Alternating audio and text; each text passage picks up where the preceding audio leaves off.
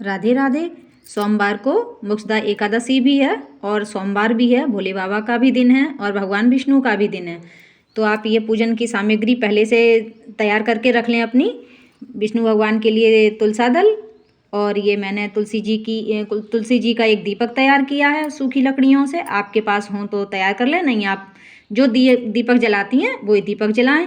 और ये धूप बत्ती हो गई। ये भगवान के लिए माला है और ये भगवान के लिए जनेऊ है। विष्णु भगवान पर, भोले बाबा पर, हनुमान बाबा पर, गणेश जी पर, इन पर जनेऊ चढ़ाया जाता है।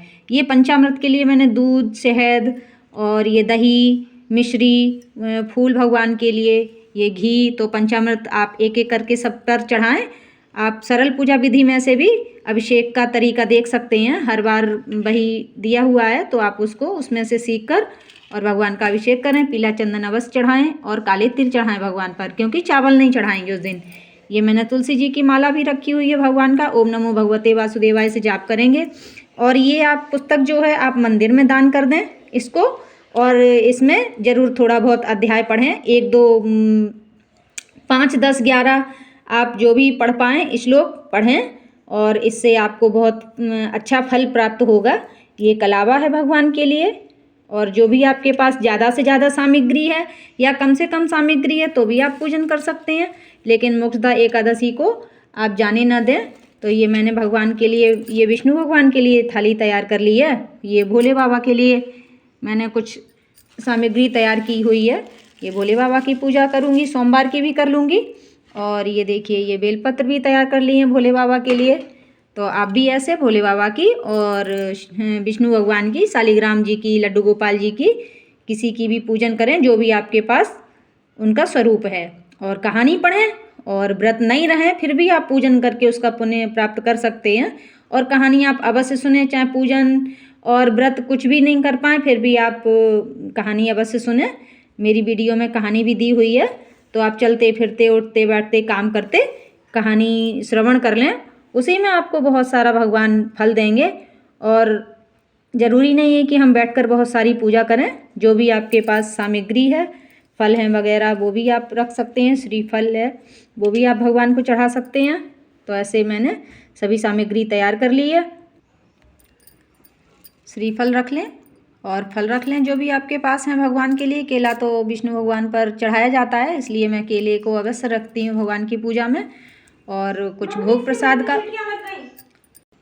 ये श्रीफल रख लिया है मैंने, और ये केले का भोग रखती हूँ मैं भगवान विष्णु की पूजा में। ज़रूरी नहीं कि आप मंदिर ज़रूर जाएं, ज़रूरी नहीं कि आप अभिषेक ज़रूर करें। मैं व्रत रहती हूँ इसलिए मैं पूरी तरीके से पूजा करती हूँ। और आप पर जो कुछ भी बने, लेकिन कुछ ना कुछ करें ज़रूर।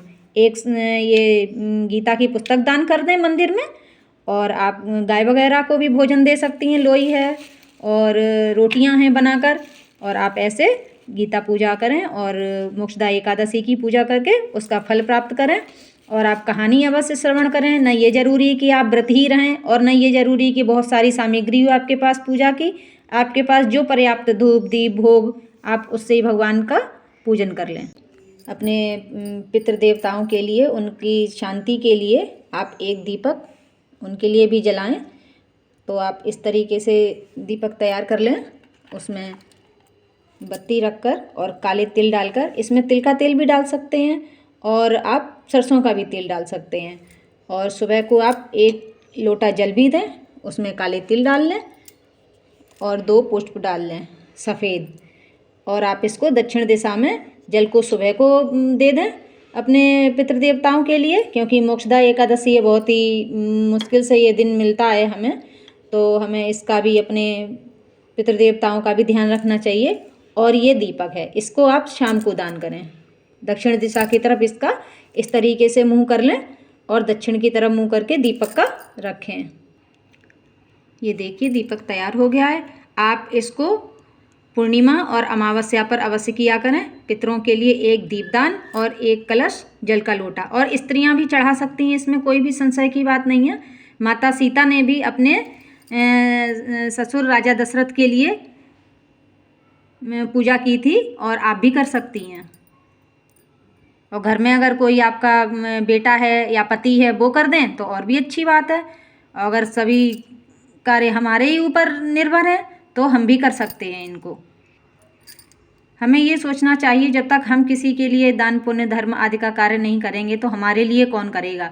कम से कम जो भी हमारे लिए दान की गठरी है उसे हम अपना साथ लेके जाएं, तो नहीं हमारे लिए कोई करेगा फिर भी हमारा भगवान कुछ न कुछ तो स्वीकार करते ही जाएंगे और हमें उसका पुण्य देंगे।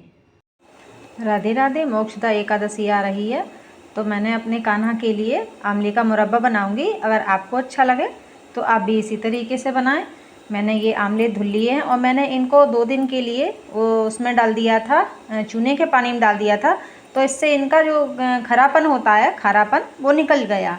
अब ये मैंने इसमें पानी बॉईल होने के लिए रख दिया है और इस पर मैं इस तरीके से जाली रखकर और ये सारे उबलने के लिए रख दूँगी। और आप इनको 10 मिनट के लिए उबालें। इस तरीके से ये सारे रख देंगे। अभी मैं थोड़े का ही बना रही हूँ, हर बार मैं बनाती हूँ। मार्केट में बड़े सुंदर सुंदर आंवले दिख रहे थे बड़े बड़े, तो मैं भी ले आई। और अगहन मास में अगहन मास में ये आंवले के पेड़ की पूजा और आंवला भगवान को चढ़ाना खाना कार्तिक में और अगहन में दोनों में ही काफ़ी पुनीत माना गया है। तो मैंने सोचा कि लाइए भगवान के भोग के लिए ये एकादशी पर उनके लिए थोड़ा सा मुरब्बा बनाऊं। अब ये बॉईल हो जाएंगे 10 मिनट में। तब तक मैंने कुछ चाशनी रख दी थी इसमें बाउल में करके, और इसमें थोड़ा सा गुड़ भी डाल दिया था। बहुत अच्छा टेस्ट आता है, आप भी डाल के देखना। अब ये चाशनी तैयार हो रही है मेरी धीरे धीरे, और तैयार हो जाएगी। उसके बाद मैं उनको आंवलों को ठंडा करके और फिर उनमें छोटा छोटा होल करके फिर इसमें डाल दूँगी। ये देखिए 9-10 मिनट हो गए हैं। अब हमको इसको इस तरीके से पुश करेंगे तो ये देखिए कितने अच्छे से ये दब रहे हैं। ये देखिए इनमें काफ़ी अच्छे से आसानी से होल हो रहा है। और अब इनको ठंडा करके और फिर इसको फॉक से हम छेद कर लेंगे। ये देखिए अब सभी ठंडे हो गए हैं। अब हम इनको फॉक कर लेंगे और उसके बाद फिर इसको चाशनी में डाल देंगे। ये देखिए कितना सुंदर हो रहा है, फटने भी लगा है। ये देखिए ये मैं ऐसे छेद किए ले रही हूँ सभी में बारी बारी से पूरे आंवले में, और फिर इनको मैं चाशनी में डाल दूँगी। फिर इनको कम से कम आधा घंटा धीमी आंच पर पकाएंगे, जो अच्छे से चाशनी इनमें भर जाए। ये सभी फॉक करके मैंने इनमें छेद कर लिया है फॉक से, और इनको चाशनी में पकाऊंगी मैं। ये देखो कितने सुंदर हो रहे हैं। ये तो देखो फटने भी लगा है। और ये आप जब धीरे धीरे रखेंगे, अगर इसमें कुछ कसैलापन रह भी जाएगा तो 1-2 दिन में अपने आप से वो एब्जॉर्ब कर लेता है और खाने में बहुत टेस्टी लगेगा। पहले भगवान का आप भोग लगाएं, उसके बाद फिर आप खाएं। और इसमें आप इलायची दाना भी डाल सकते हैं। इलायची दाना कूट के डाल दो तो उसमें और अच्छी खुशबू आती है। और आपको ये रेसिपी कैसी लगी, आप इसे शेयर, कमेंट और लाइक करें। ये देखिए कितने अच्छे से उफन रहे हैं ये, और पकने के बाद बहुत प्यारा कलर और आएगा। अभी धीमी आंच पर ये मैं बना रही हूँ। और आप इसको बनाकर कांच के जार में रखें, प्लास्टिक के जार में महक आने लगेगी, या सिल्वर के जार में बिल्कुल नहीं रखें अगर आप बनाएं भी तो। और या फिर मार्केट से लाएं, मार्केट से लाया हुआ थोड़ा सा पता नहीं किस तरीके से बनाएंगे हम व्रत में, उसको खा सकते हैं या नहीं खा सकते, इसलिए साफ़ सफाई से अपने घर में तैयार कर लेती हूँ मैं। साल भर रखती हूँ। आंवला एकादशी है, इक्षा नवमी है, इन पर हमें चाहिए होते हैं आंवला। खाना, नहाना, जल में डालकर स्नान करना, ये सब हमारे धर्म में बताया गया है। हर चीज़ का एक महत्व है। तो ये हमारी कैल्शियम को भी कंप्लीट करता है। तो एक आंवला आप रोज़ खाएं तो बालों के लिए भी अच्छा है ये, और शरीर के लिए भी अच्छा है। तो बहुत अच्छा आंवला आ रहा है इस समय, कुछ ज़्यादा कठिन भी नहीं है इसमें। बस आप 2 दिन के लिए इसको पानी में भिगो के रखें, चूने के पानी में कर दें, फिटकरी के पानी में कर दें, फिर उसको 2-3 पानी में साफ धुल लें। उसके बाद फिर आप जब तक आपके ये आंवले उबलेंगे तब तक आपके ये चाशनी बन जाएगी।